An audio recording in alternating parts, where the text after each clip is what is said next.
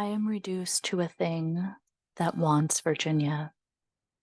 I composed a beautiful letter to you in the sleepless nightmare hours of the night, and it has all gone. I just miss you in a quite simple, desperate human way. No, you're not on the wrong channel. Welcome back to the channel Anthropology and Alchemy.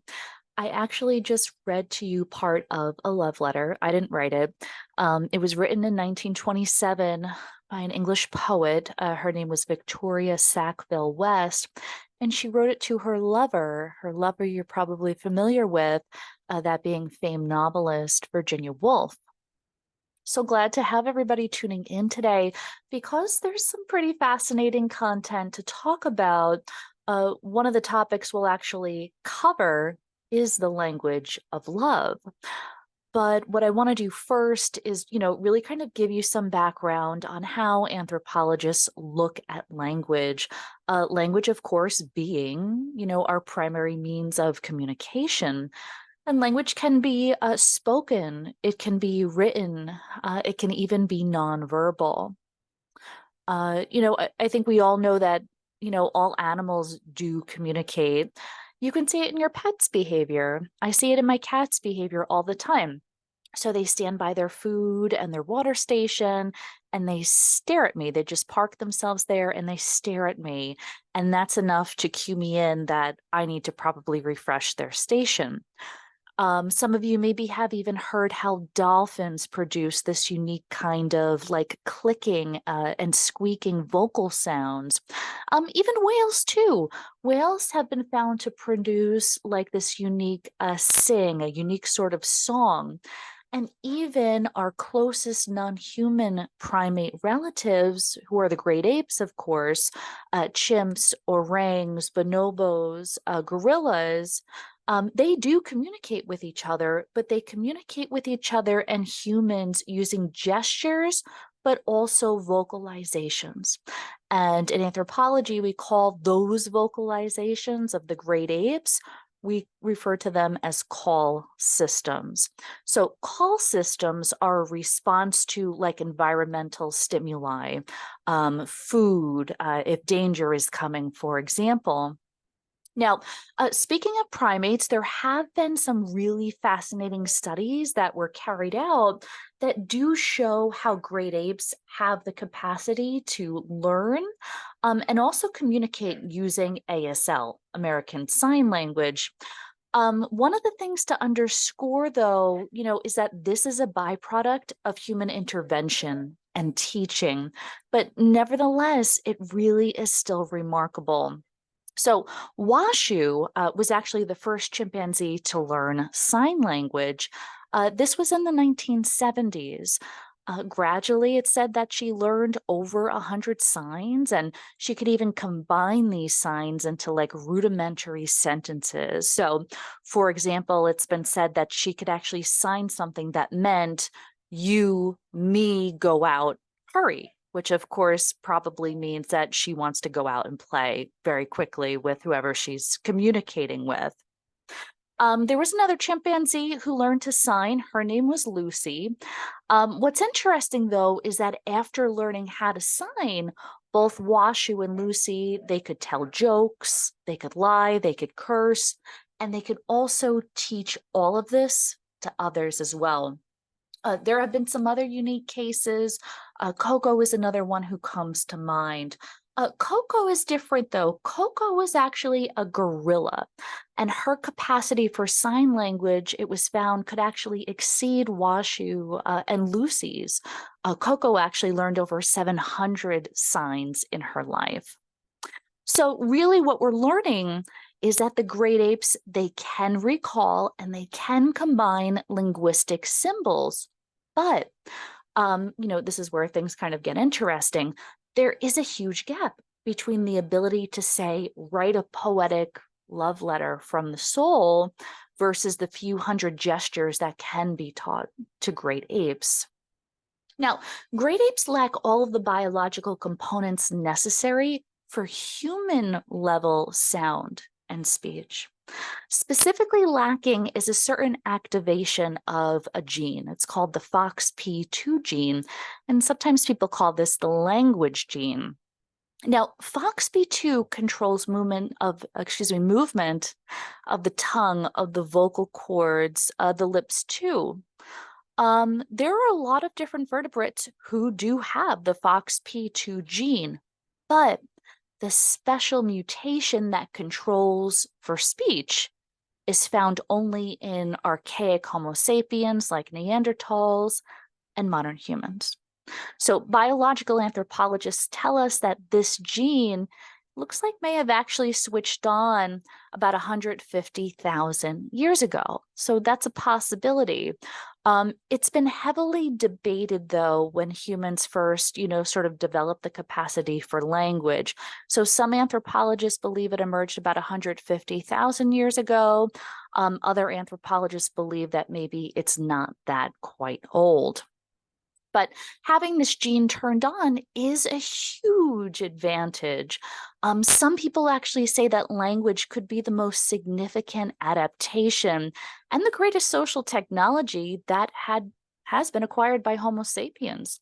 And this is really because it allowed humans to store, to transmit vast amounts of information, really just outpacing what we see in any other non-human group.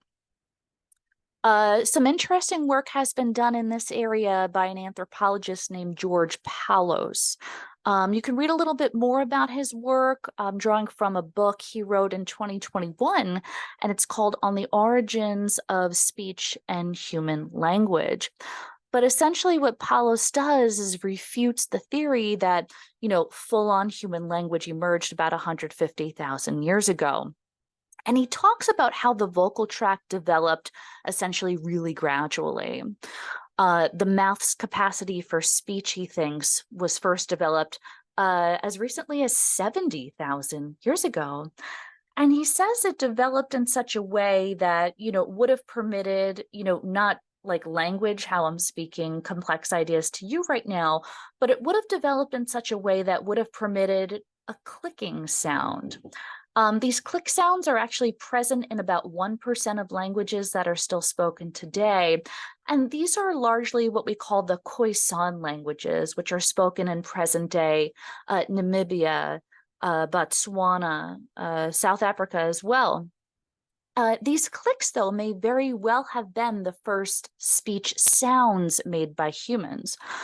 Before speech clicks, archaic humans may have simply produced vocal calls in response to environmental stimuli.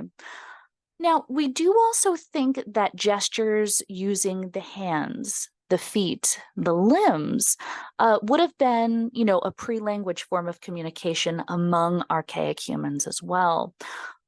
This is also interesting, though, because gestures seem to only be limited to hominids. And gestures are also how infants communicate, in the absence of speech because they haven't, learned that yet. This last little bit is actually coming from a study I read by Amy Pollock and Franz Duval from about 2007. But getting back to Palos's work, he says consonants and vowels may have developed just 50,000 years ago as the tongue really started to become a little bit more like maneuverable in the mouth. Also at about 50,000 years ago, this is the time where we see art, tools, other technologies flourish, technologies that would have required some kind of language in order for them to be transmitted from one generation to the next. So over time, the tongue becomes more maneuverable. The pharynx develops behind the mouth. So do the nasal passages, the larynx, the vocal cords. So by about 20,000 years ago, Homo sapiens were probably able to communicate in language. 20,000 years ago, he says. So his work is really interesting and adds another kind of interesting piece to this topic as to when human language emerges. But he kind of gets us thinking about how late in our species the evolution of true language may have actually emerged. So, we don't really know for certain when human language emerged. We can't say for sure. Some say 150,000 years ago, others say, maybe closer to 70,000 years ago, maybe even more recent than that. But what we do know is that, the way that humans communicate is different than what we find in the rest of the animal kingdom. That being, human language is symbolic, meaning it has profound historical and cultural meaning. Humans have the capacity to transmit culture and communicate the depth of the soul through language. We use language creatively in stories and myths and poetry and song. And language is really one of the most fundamental aspects of being human. Without language, that love letter that I read a little excerpt from between Sackville West and Woolf, it wouldn't exist. So anthropologists believe that culture probably wouldn't exist either because language has been, really the engine behind cultural transmission. So let's get a little bit more into the nuts and bolts of linguistic anthropology. So anthropologists who specialize in the study of human languages, they're referred to as linguistic anthropologists. And linguistics is one of the four major subfields of anthropology.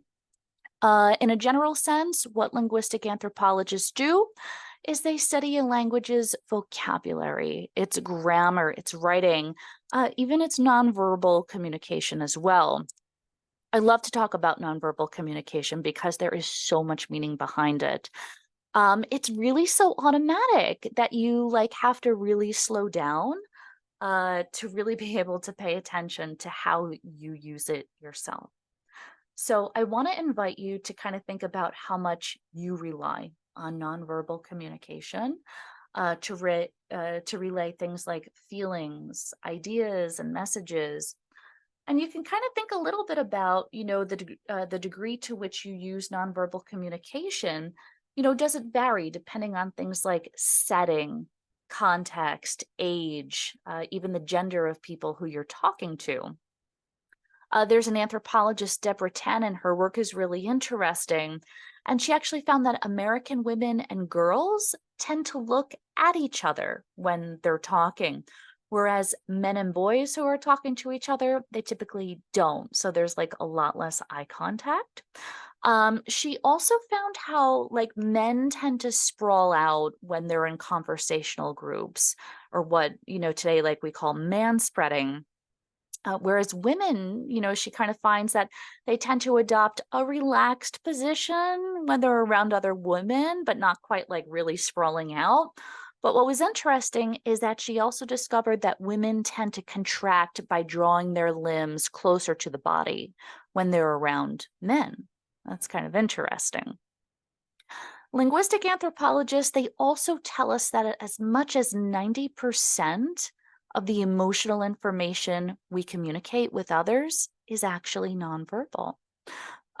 Sometimes nonverbal communication is referred to as kinesics, and this explores things like gestures, body language, facial expressions, body distance, posture, and really so much more. There's an anthropologist whose name is Barbara Meyerhoff. She's done really interesting things throughout her career.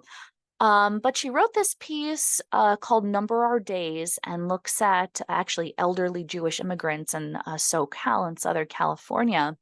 But what's interesting is that I remember she remarks how nonverbal communication is such an important part of how information is transmitted among the elderly because of the declining bodily state.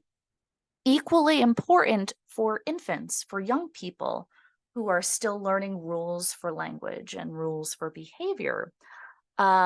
Before I did what I'm doing now, which is teaching college, I taught at the elementary level actually for some time. And we used a lot of nonverbal cues in the classroom, at least then when I was in the classroom. This was something that was very common to do. A lot of eye talk, a lot of posturing. You'd bring your index finger to your lips just to symbolize that you wanted them to hush their chatter. You'd ask students to raise their hand to symbolize a desire to participate, teaching them all these cues. We even train students to recognize certain hand clap patterns that like cue them to focus on the teacher. So if you were in my classroom 15 years ago, you'd hear me say something like, clap once if you can hear me. And then, I would clap once. And usually a couple students would get, would get the attention of a couple students and they would clap once back. And then I'd have to say, clap twice if you can hear me. This would cue more students in. And then you'd have your frustrating days where you'd have to say, clap 3 times, 4 times if you can hear me, and so on until you get everybody's attention. But, these are all examples of little nonverbal methods that are used by elementary school teachers to basically reinforce norms that are expected in the classroom and also to help enculturate young ones into society, to help them learn what is, expected in society. There are some interesting specialties that are nested in the subfield of linguistics. I'll tell you a little bit about them. There's descriptive linguistics, sociolinguistics, and historical linguistics. Descriptive linguists, they actually listen to and record languages to really understand the structure of languages. Really interesting. It's sort of like a scientific study of spoken word and literally involves the study of speech sounds, something called phonology. So, for example, figuring out what sounds, are present, what sounds are significant in a given language. Descriptive linguistics also involves something called morphology. Morphology is a study of what we call morphemes. And morphemes are words and their meaningful parts. I almost think of morphemes as atoms of human language. So, for example, cats. The word actually contains 2 morphemes. So you have the word cat, which is the English word for feline, and then you have the S at the end, which designates plurality. So there are 2 meanings in the one word cat, 2 morphemes. Descriptive linguists, they also study a language's syntax. Syntax is like grammar, so how words and phrases are ordered, how they're arranged in a sentence to create meaning. They also study a language's lexicon.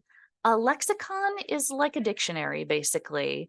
It's a language's set words for things, for events, for actions, for qualities.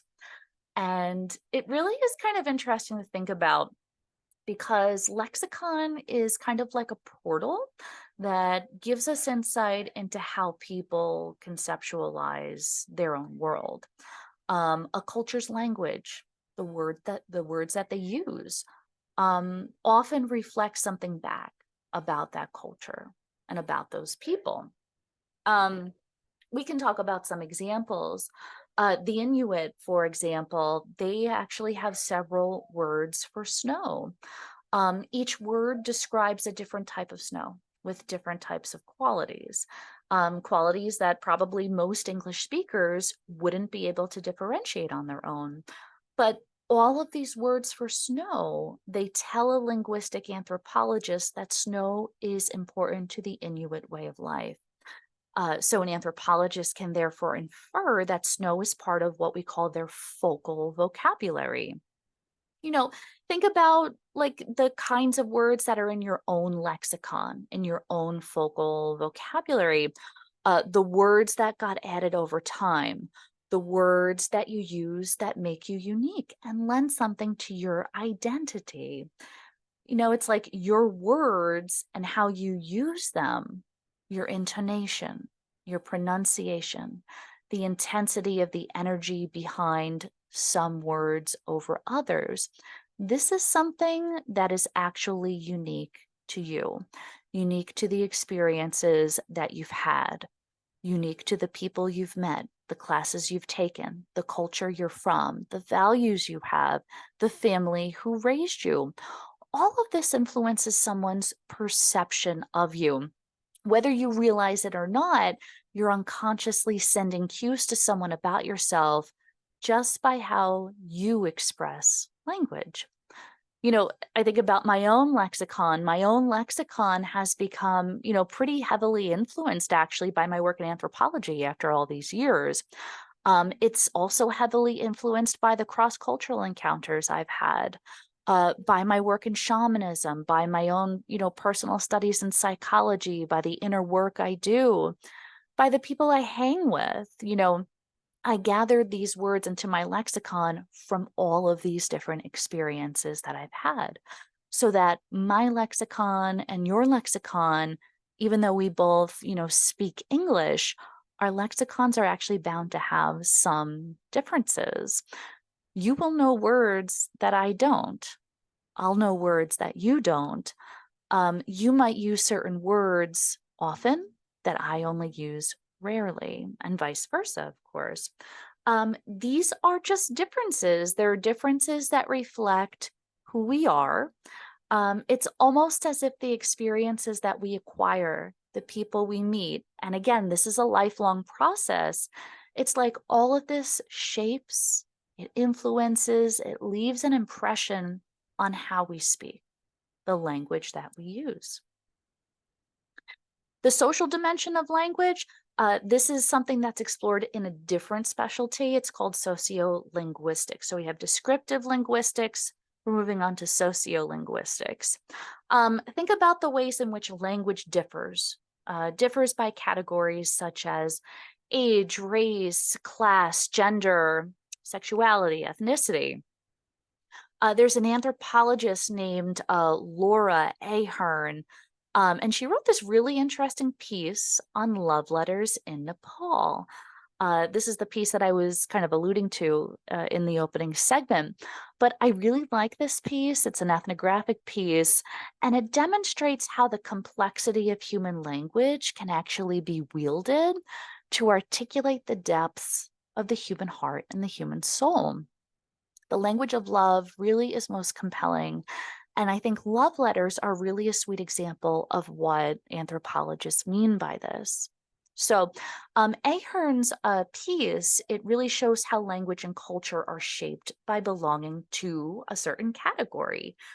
In this case, actually belonging to youth culture, being a young person. So actually several generations ago, arranged marriage and capture marriage was the traditional mode of marriage in Nepal prior to the women's literacy movement. And on the emotional love, Ahern writes herself, and I'm just going to quote her here. She writes, quote, "Romantic love was considered an emotion of which to be embarrassed," end quote. So that's kind of how older generations looked at it. But there was this movement in Nepal to teach young women literacy. This goes back to the 1980s, and then ultimately led to the practice of writing love letters in Nepal. As it turns out, there was such a demand among young adults for love letter, like how-to guidebooks, that stores were legit selling out of them.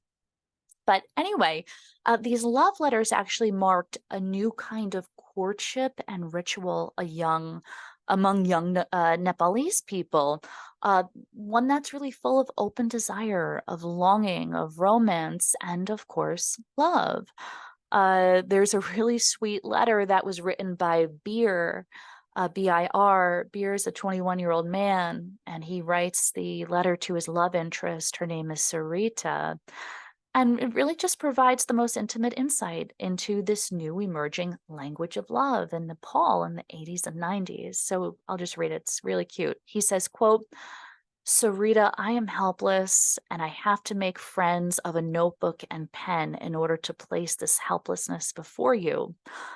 Love is the sort of thing that anyone can feel. Love is the agreement between two souls. I'm offering you an invitation to love." So these love letters, they really do usher this shift to companionate marriage, getting married for reasons of love. That's what we mean by companionate marriage, rather than social or economical mobility.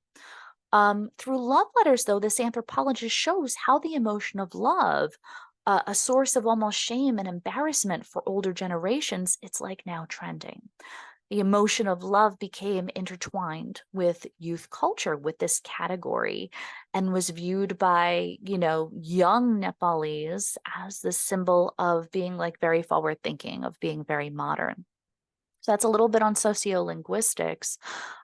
Gendered speech is also something that's really interesting to look at under sociolinguistics. And what I mean by gendered speech is really the different ways that men and women use language.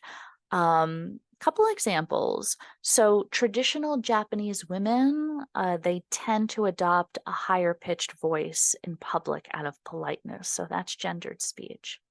Men from the US, men from England, not all, but a lot of them tend to adopt working class speech because it's associated with masculinity.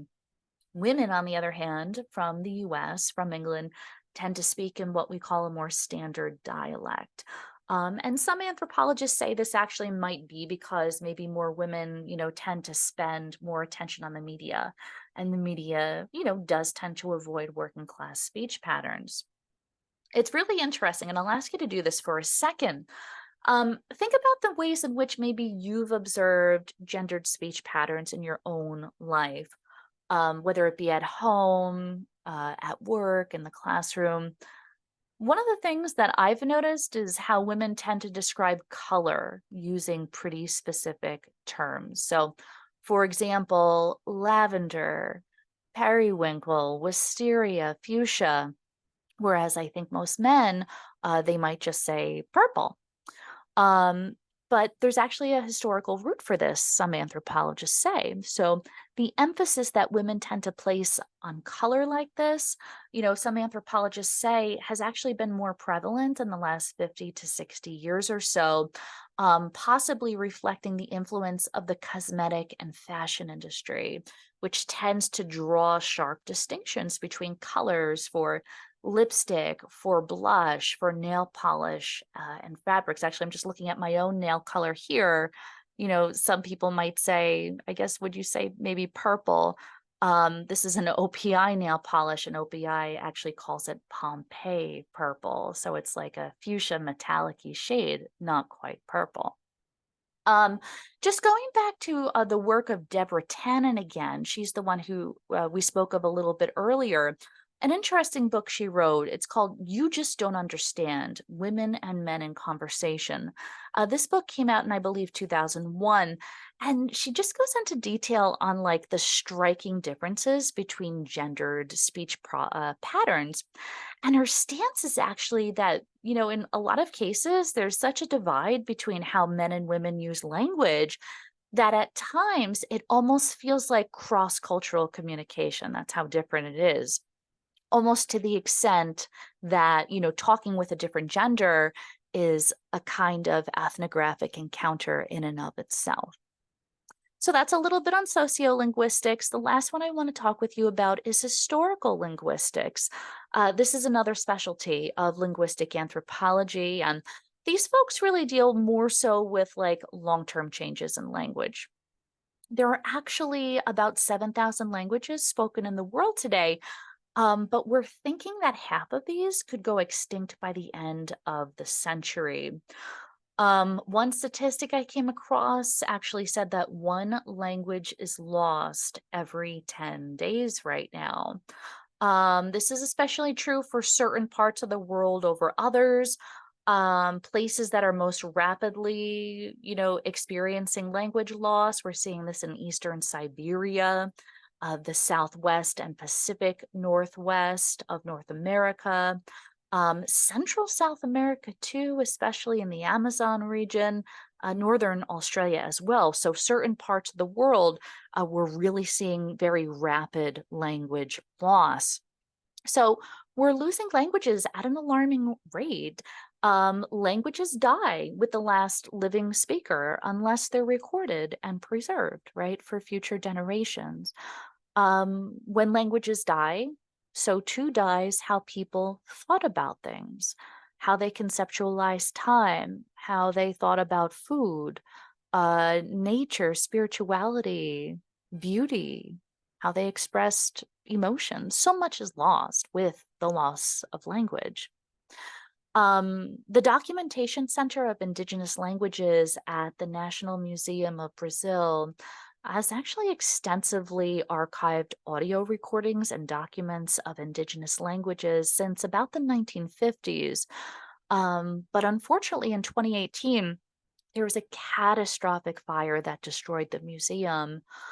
The source of the fire was ultimately traced to a faulty air conditioning unit located behind the museum's auditorium, but the ruins had actually been treated as an archaeological site. Like, literally, the ruins of the museum were treated by archaeologists as an important cultural site.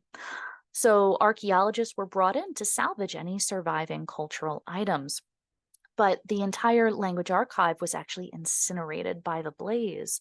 So without the recordings, you can never recover an extinct language. So this was actually a huge loss for anthropology. But lessons learned, it highlights that knowledge is not protected forever, you know? And that there's really an urgent need to cover the cost of digitizing these languages so that we avoid complete erasure in the future. Unfortunately, though, and you might know this already from other classes or just your personal observations, I guess, in the world, museums around the world have experienced some pretty steep budget cuts. So this has left a lot of the knowledge housed in these institutions a little bit more vulnerable these days. All right, so I think this does basically wrap us up for linguistic anthropology and language.